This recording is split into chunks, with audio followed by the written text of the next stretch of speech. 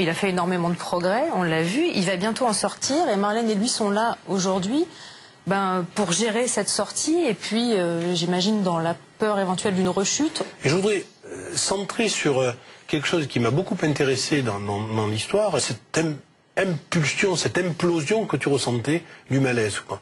Une explosion, hein. Le problème de cette impulsivité, c'est que tu retournes contre toi ou contre les autres, l'agressivité. Tu peux être agressif contre les autres et contre toi. Parce que tu n'y arrives pas. Parce que tu n'arrives pas à te maîtriser. Oui, c'est quelque chose qui a été quand même assez dur pour ma mère et pour moi, quand j'ai eu d'extrêmes crises de violence.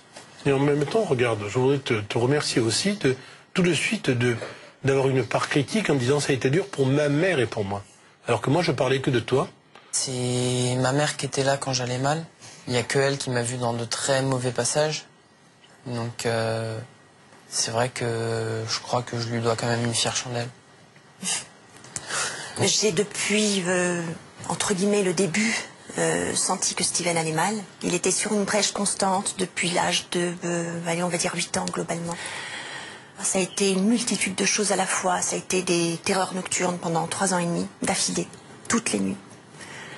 Ça a été une chute scolaire. Ça a été des grands moments de tristesse accompagnés de moments d'euphorie. La séparation, c'est quand? La séparation était, il avait 5-6 ans, donc ça n'a pas du tout été immédiat. C'est pas l'élément déclencheur? Non, je pense que ça n'a pas été l'élément déclencheur. Qu'est-ce que t'en penses? Bah, c'est vrai que j'ai pas eu le soutien de mon père, je le voyais une fois tous les 15 jours. Alors que ton père compte beaucoup pour toi, c'est quelqu'un que tu admires beaucoup. Mon père compte énormément pour moi et hein? j'ai eu un peu un manque d'éducation de sa part, parce qu'il était très rarement là pour moi. Donc j'ai vu que Steven n'était plus égal à lui-même, parce que si c'était un enfant qui était un bon vivant, et d'un coup, il ne ne s'intéresse à plus rien, il casse tout. Et puis des moments de crise, de pleurs. Des peurs, hein. Des angoisses très incompréhensibles pour lui aussi, sans doute. Hein. Bien sûr. Des peurs que tu n'arrivais pas à comprendre, enfin, des peurs qui viennent d'on ne sait pas où. Peur sur toi, peur sur le monde, peur sur tout. On est d'accord? Oui. Mais ça peut commencer si tôt? C'est surprenant. C'est 7-8 ans, vous disiez? Ah, 8 ans, 9 ans. Oui, il y a des formes. Vous savez, il y a aussi il y a une trentaine de suicides chez les garçons et les filles de moins de 16 ans en France par an. Hein. Et il y a aussi des passages à l'acte sur des enfants de 9-10 ans. Rarissime, n'affolons pas les foules, mais ça arrive aussi. Et là donc, psy. Oui, psy, dans le sens où je souhaitais que Steven ait un regard externe. Donc, mais là, effectivement, j'ai rencontré des gens très intéressants, mais qui continuaient de me dire « Oh, écoutez, il est petit, il va grandir, il est intelligent. » Puis comme quand Steven va mal aussi, il fait preuve de pas mal d'humour. Est-ce que c'est très intéressant ce que dit ta maman? Tu masquais parfois un malaise par de l'humour. C'est un standard, hein. C'est-à-dire les élèves qui sont en difficulté au collège font les pitres, histoire d'attirer sur eux les rires, plutôt que de se rendre compte qu'ils échouent. Hein. Tu faisais ça souvent. Oui, on peut voir ça comme ça. Tout à l'heure, vous avez parlé d'un élément déclencheur. Je crois que l'élément déclencheur, ça a été une grosse humiliation de la part de la femme à mon père, donc ma belle-mère. Mais en même temps, tu ne crois pas, je te pose une question, qu'on est humilié quand on est fragile? Oui. Finalement, quand? Parce que là, quand tu penses à mourir, parce que c'est ahurissant de penser, bon, moi, d'accord, un gosse impulsif, d'accord, une séparation, d'accord, un père admiré, d'accord, une belle-mère parfois un peu rude, d'accord. Mais tout ça, ça explique pas pourquoi tu penses à mourir. Pourquoi tu penses à mourir? J'ai pensé à mourir, parce que ça a été des moments de grosse dépression et de déprime, donc il y a eu des moments où j'en pouvais plus, j'étais à bout. Mais pourquoi? Pourquoi, Steven? Parce que c'était très dur, je sais pas trop comment ils allaient expliquer pourquoi, mais... Oui, mais c'est intéressant que tu essayes de te rappeler le moment où tu penses la vie ne vaut plus la peine d'être vécue, quoi. C'est vrai que des fois, quand je me rendais compte des bêtises que j'avais fait... De culpabilité, alors Voilà, de culpabilité, je me disais comment j'ai pu oser faire ça. Donc je n'en sortirai pas, il faut que je me punisse. D'un côté, oui, il y a de la punition. D'un côté, il y a une envie de mourir, parce que c'est très dur à gérer souvent, extrêmement dur.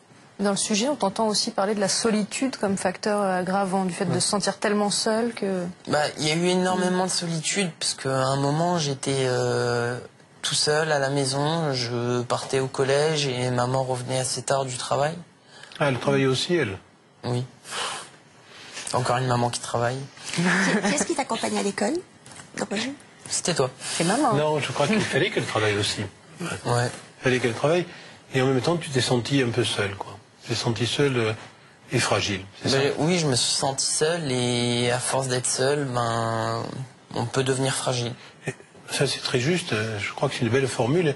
Et c'est là que, donc, il y a une belle rencontre à la Maison de Solène, je crois.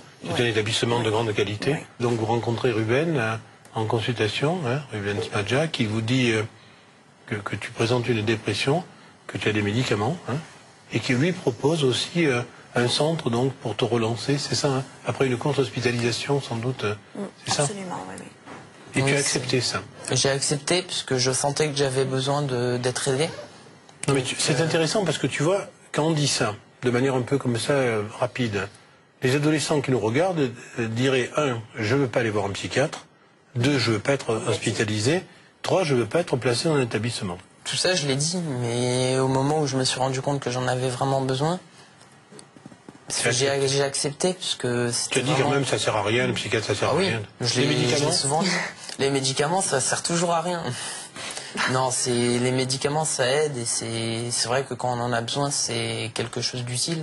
Je crois qu'à la notion d'antidépresseur, honnêtement, question centrale de santé publique aussi chez les adolescents, il faut les employer vers circonspection, il faut faire attention. D'abord parce qu'ils sont désinhibiteurs, que parfois on risque un passage à l'acte.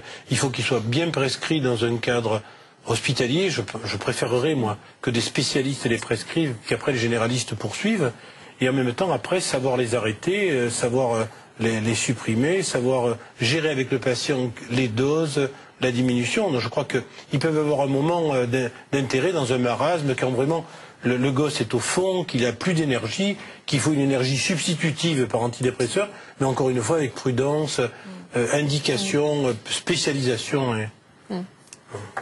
Alors qu'est-ce qui t'a convaincu finalement d'aller dans le centre? Dès qu'on m'a proposé, j'ai accepté, puisque je le ressentais que d'avoir besoin de l'aide. Et besoin d'éloignement un petit peu? Oui, si c'est chez moi que ça va mal, c'est peut-être en quittant mon chez moi que ça ira mieux. Donc, et c'est comme ça que ça a été mieux. Comment vous avez vécu l'éloignement? Bien. Ouais. Alors, bon, désolé, peut de choquer certains parents. Non, je l'ai bien vécu. À partir du moment où c'est décidé avec l'adolescent. Bien sûr, non, je l'ai bien vécu parce qu'il était indispensable. Lorsqu'un enfant, comme votre fils, est dans une situation aussi grave de vouloir en finir avec ses jours, il faut bien accepter que cette maladie, cette maladie de vivre, mérite un soutien, une hospitalisation, voire un écartement, une série de soins pour après relancer. Je crois qu'on est là dans une situation bien précise où on s'aperçoit que prendre au sérieux la dépression de l'adolescent évite des dégâts importants. Et comment on sait qu'on est guéri? On est guéri quand on est capable de voir que le printemps c'est agréable, qu'on regarde les filles dans la rue, quand on s'intéresse aux résultats de son équipe favorite de rugby ou de football, quand on se dit que son père il a des qualités mais qu'on en a soi aussi, et quand on sourit. Alors Steven, le printemps, les filles dans la rue, le rugby, l'escalade, on en est où? Tout ça, oui. Bon, alors tout va bien, a priori. C'est quand les psychiatres ne servent plus à grand-chose qui sont vraiment utiles. Et alors, à la fin du reportage, on t'entend dire que tes relations avec ton père se sont nettement améliorées. On passe plus de temps ensemble et c'est quand même plus agréable que quand je le passais chez lui. On se voit plus à l'extérieur ou au resto ou quelque chose comme ça, souvent avec mon petit frère, demi-petit-frère. Mais donc c'est quand même très agréable. Oui. Alors Marlène, ça fait 1 an, du coup, maintenant que vous ne vivez plus ensemble, il va bientôt rentrer à la maison. Quelles questions vous vous posez quant à son retour? Comment allons-nous gérer notre quotidien, sachant qu'il ne peut pas être géré comme avant, sachant qu'effectivement, il y a beaucoup de choses que j'ai dû, malgré moi, entre guillemets, laisser passer parce qu'il était dans un état, une bulle à part. Donc c'est sûr que je pense que j'attendrai un peu plus de lui. Je suis toujours là et à la fois il faut qu'il continue son chemin avec moi et aussi par lui-même. parce que c'est de sa vie dont il